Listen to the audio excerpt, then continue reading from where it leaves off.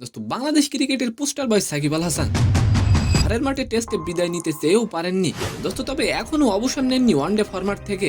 আর এবার সাকিব আল হাসান নিজেই দিলেন ভক্তদের বিশাল একটি সুখবর। এন্ড সেকেন্ড নিউজটি থাকবে দোস্ত, প্রিন্স মামুনের স্ত্রী লাইলাকে মারধর ও হত্যা চেষ্টা মামলায় প্রিন্স মামুনের বিরুদ্ধে অভিযোগ দায়ের করা হয়েছিল।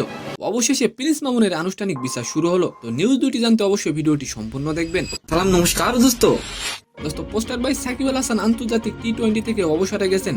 টেস্টে ঘরের মাঠে বিদায় নিতে চেয়েও রাজনৈতিক কারণে পারেনি দোস্ত, তবে একটি ফরম্যাট থেকে এখনো অবসর নেননি সাকিব আল হাসান। সেই ওয়ানডে ফরম্যাটের দলেও ডাক পাননি জাতীয় দলের সাবেক অধিনায়ক দোস্ত। তাতেই দেশের ক্রিকেটে সাকিব অধ্যায়ের রীতি দেখেছিলেন অনেকেই দোস্ত, তবে জল্পনা কল্পনা শেষে খুব শীঘ্রই দেশে ফিরবেন বলে জানিয়েছেন সাকিব আল হাসান নিজেই।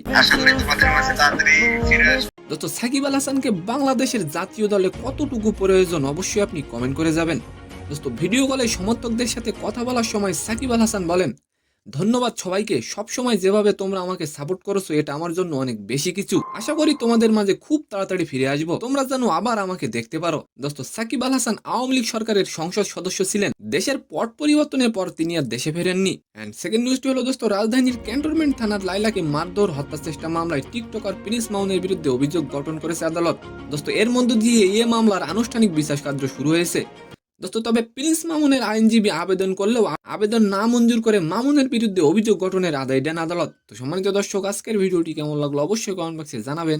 আর ভিডিওটি যদি ভালো লাগে অবশ্যই একটি লাইক দিয়ে আমাদের চ্যানেলটিকে সাবস্ক্রাইব করে দিবেন। ধন্যবাদ।